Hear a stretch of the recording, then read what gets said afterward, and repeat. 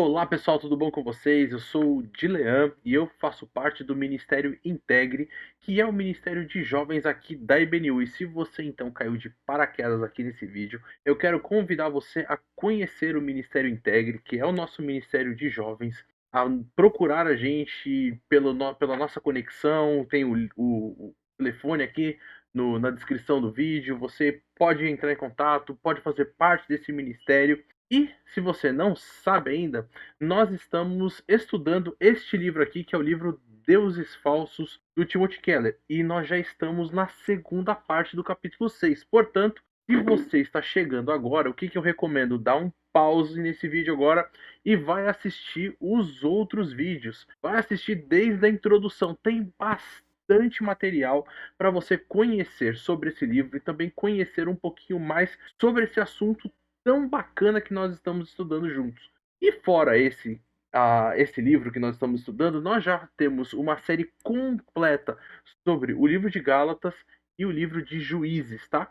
E fique ligado, porque o próximo livro que nós vamos estudar vai ser o livro também do Timothy Keller chamado O Deus Pródigo. Então já é aí um spoiler daquilo que vai acontecer. Nós estamos aqui no sexto capítulo desse livro e logo depois, quando terminarmos, falta mais um capítulo só, vamos começar a estudar o Deus Pródigo. E o que nós estamos trabalhando? Nesse capítulo 6, o título, do capítulo é Os Ídolos Ocultos em Nossa Vida. E o que nós falamos no primeiro vídeo desse capítulo 6? Falamos que algumas coisas não são tão aparentes, e principalmente quando elas estão ligadas com a nossa religião ou com a nossa cultura, muitas vezes nós não identificamos como ídolo, mas é sim um ídolo do nosso coração e é algo que inclusive nos afasta de Deus. E nós vimos inclusive no primeiro vídeo que algumas coisas que a gente pode parecer que está fazendo de uma forma muito religiosa e que tem conexão com Deus, muitas vezes pode nos afastar dele. E hoje eu já havia falado no vídeo da semana passada que nós vamos estudar sobre a vida de Jonas. E nós vamos perceber como Jonas, mesmo sendo um profeta de Deus, decidiu ir contrário à vontade de Deus por causa de questões que estavam ali gravadas na sua vida, que faziam parte do seu aspecto cultural e religioso e que ele não abria mão. Olha só que coisa impressionante. Muitas vezes essas questões que são não tão aparentes, mas que fazem parte de coisas internas da nossa vida, como a cultura e a religiosidade, pode levar pessoas e tem até mesmo capturado pessoas a viver certas ideologias que nem sempre estão de acordo com a vontade de Deus. E são parece que coisas que estão caminhando muito próximas, mas que nem sempre, que muitas vezes nós acabamos até mesmo deixando de usar a terminologia bíblica para algumas coisas e começamos a defender alguns tipos de situações que nem sempre vão nos levar para aquilo que é realmente a vontade de Deus. Olha só, quando a gente ouve a história de Jonas. Talvez você possa falar assim: ah, mas a história de Jonas eu já conheço.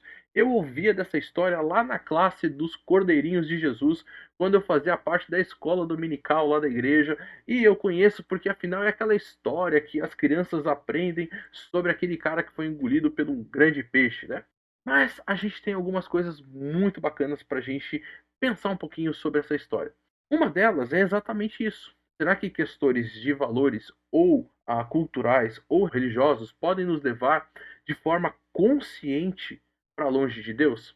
Jonas começa da seguinte forma: ele diz assim: Palavra do Senhor que veio a Jonas, filho de Amitai, com uma ordem: vá depressa à grande cidade de Nínive e pregue contra ela, porque a sua maldade subiu até a minha presença. E quem é esse profeta Jonas? Nós vamos ver a história de Jonas, não só no seu livro, mas também no livro de o segundo livro dos reis. Lá no capítulo 14, o versículo 25 apresenta Jonas e algo que estava acontecendo relacionado à vida de Jonas. Diz assim o versículo 25 do capítulo 14 do livro de 2 Reis. Foi ele que restabeleceu as fronteiras de Israel, desde Lebo-Hamate até o mar da Arabá, conforme a palavra do Senhor, Deus de Israel, anunciada pelo seu servo Jonas, filho de Amitai, profeta de Gat-Hefer.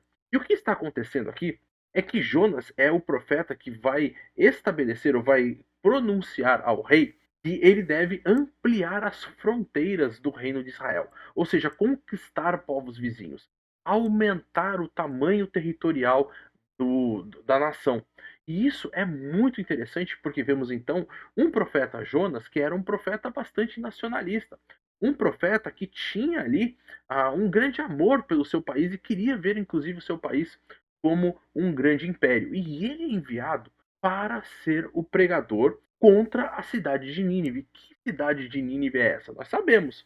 Nínive era a cidade mais poderosa da sua época. E mesmo que ele tinha que pregar contra essa cidade, a oferta que estava intrínseca ou que estava relacionada à sua mensagem era uma oferta de graça que estava disponível para aquelas pessoas, caso eles mudassem a sua forma de viver, caso eles ouvissem a mensagem, Deus derramaria a graça. E nós vamos ver isso logo ali no primeiro capítulo, a gente não percebe, mas principalmente lá no capítulo 4, quando Jonas, ele inclusive fala que ele sabe que Deus é um Deus misericordioso e que iria agir em graça e em bondade. E olha só então que coisa interessante, mesmo que a mensagem era uma mensagem para pegar contra a cidade, graça disponível para o inimigo, Jonas disse: eu tô fora, não é comigo isso aí.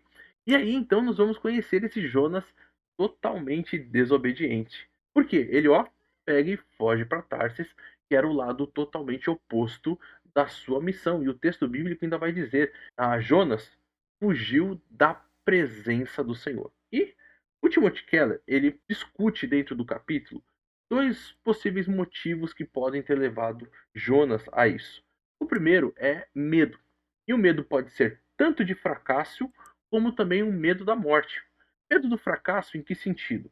Do profeta ter a sua mensagem totalmente ignorada. Então, é claro, ninguém parte para um ministério, ninguém parte para uma tarefa, ninguém parte para realizar alguma coisa e quer ter fracasso nas suas realizações. Mas parece que Jonas queria de alguma forma. E ele também tinha o medo da morte, afinal, aquele povo era um povo cruel, é um povo sanguinário, um povo assassino. E ele ia chegar lá dizendo: olha, eu vim aqui para dizer para vocês que vocês devem se curvar, que vocês devem se arrepender, que vocês devem reconhecer o Deus de Israel como o verdadeiro Deus. E isso poderia levá-lo, consequentemente, à morte, uma morte muito trágica. Mas, por outro lado, o medo de Jonas também estava relacionado ao sucesso. Porque, afinal de contas, dizer que aquele povo poderia alcançar a graça de Deus significava que o povo que é cruel, violento, continuaria a existir.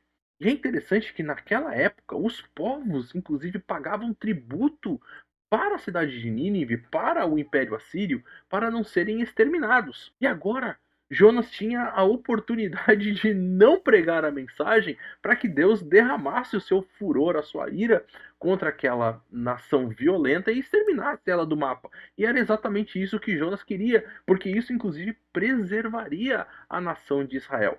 Jonas, então, ele se sente de certa forma superior aos ninivitas. Por quê? Porque afinal eles eram pagãos, perversos, cruéis, ou talvez dentro da nossa realidade hoje, nós poderíamos dizer: eu sou superior porque eu tenho a teologia correta, porque a minha liturgia de culto é que é a correta, porque a forma como eu cuido disso, eu cuido daquilo é a correta, e olha só aquele outro grupo que não tem pessoas que estudaram como eu, que não tem isso, que não tem aquilo.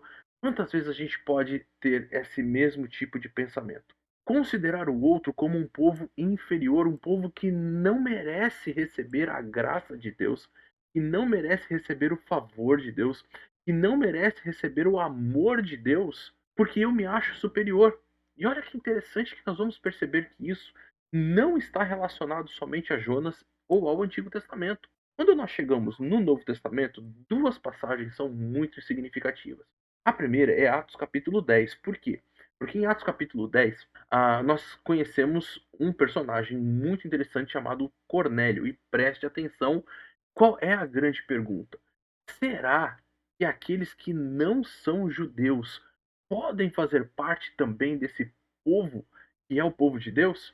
E aí então Pedro, que é essa figura proeminente no começo do livro, ele está ali, e que é um judeu, e ele sonha com animais sendo descidos, né, por um lençol ali para ele então comer, Deus mesmo trazendo isso aí, e ele fala: "Não, porque isso aí é impuro". E é muito bacana, porque nesse momento Deus vira para Pedro e diz: "Não chame impuro ao que Deus purificou". E enquanto Pedro ainda está pensando sobre esse sonho, sobre essa visão, então chegam as pessoas que vieram da parte de Cornélio para levar Pedro até lá, para poder então ter essa abertura do evangelho para todas as pessoas. E é nesse momento então que Pedro ele percebe que o evangelho não é exclusivo do povo judeu, mas ele deve ser apregoado, ele deve ser pronunciado, proclamado para todas as pessoas.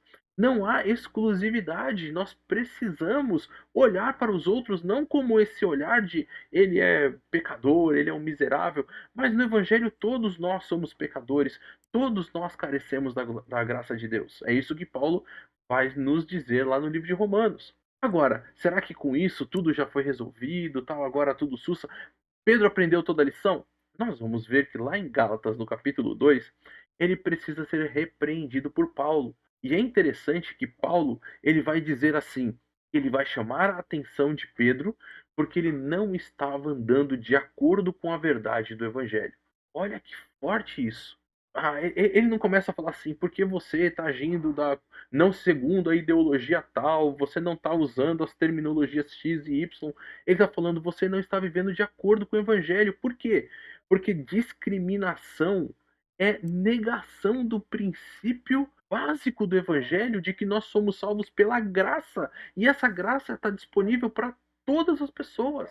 E é por isso que então essa realidade de achar-se superior ou achar que você tem alguma coisa ou que você tenha qualquer mérito em qualquer coisa desse tipo está totalmente furado. Isso não faz sentido. E é dessa forma então que caminhamos para esse fim tão interessante de Jonas. Por quê? Porque Deus teve misericórdia dos ninivitas. Nós sabemos lá da história, até o rei se vestiu de saco, de sim, colocou cinza sobre a cabeça e estava ali naquela atitude de humilhação. E Deus então tem misericórdia. Mas nesse ponto nós vamos perceber que Jonas não tem a mesma misericórdia. Você vai observar que em nenhum momento do texto bíblico do livro de Jonas vai dizer que agora então os ninivitas se tornaram judeus. Eles foram se circuncidar, eles passaram então a ter o seu tabernáculo ou a ir até Jerusalém para oferecer os sacrifícios. Não, eles não se tornaram judeus. De forma alguma isso não aconteceu. E é isso que começa a mostrar esse ídolo tão grande que está lá dentro do coração de Jonas, que faz parte da sua cultura e da sua religiosidade, mas que agora está sendo exposto pelo próprio Deus. Jonas queria o quê? Jonas queria a destruição de Nínive. Afinal, Nínive era a nação inimiga, era a nação que não permitia que Israel se tornasse a grande potência que deveria ser. Mas nós sabemos pela história que, na verdade, Israel estava mergulhado em idolatria e afastamento de Deus. Mas isso é uma outra história. A grande questão aqui é Jonas queria a destruição dos ninivitas. Ele estava disposto a acusar os ninivitas, a mostrar o erro e o pecado dos ninivitas, mas não estava disposto a amar aquele povo, a levar a mensagem da graça para aquele povo, a se alegrar com o fato de que a salvação chegou para aquele povo e pessoas foram salvas, pessoas foram resgatadas. E olha que interessante aquilo que o próprio Deus vai dizer para Jonas. Espera aí, quer dizer que você se compadeceu de uma planta, mas não teve essa mesma atitude com a grande cidade de Nínive? O padrão de justiça de Jonas, por causa dessas questões que estavam intrínsecas da sua cultura e da sua religiosidade, esse padrão estava totalmente distorcido, totalmente desalinhado com o padrão de justiça de Deus. Isso é o que eu quero deixar de pensamento para você hoje. Como está o seu padrão de justiça? Será que tem alguma coisa que é tão valiosa na sua cultura ou na sua religiosidade que você preza tanto por isso que você estaria disposto até mesmo a desobedecer a Deus para preservar essa questão? Se isso é verdade, se existe algo assim, meu amigo, você está vivendo uma idolatria muito grande em relação a isso. E como está então esse seu padrão de justiça? Será que a sua justiça é seletiva ou será que a sua justiça é em relação a todas as pessoas? Será que você acha que algum grupo específico merece justiça, mas outros não tanto? Será que você acha que um grupo de pessoas é mais especial que o outro? Será que você acha que você e o seu grupo são mais especiais, ou têm a verdade, ou merecem coisas que os outros grupos não merecem? Será que a sua justiça está alinhada à justiça de Deus? Que Deus te abençoe. Semana que vem temos mais vídeo, portanto, se inscreva no nosso canal, assine o sininho, porque não só vídeos do Ministério Integre, mas vídeos da IBNU são lançados diariamente para abençoar a sua vida. Um grande abraço.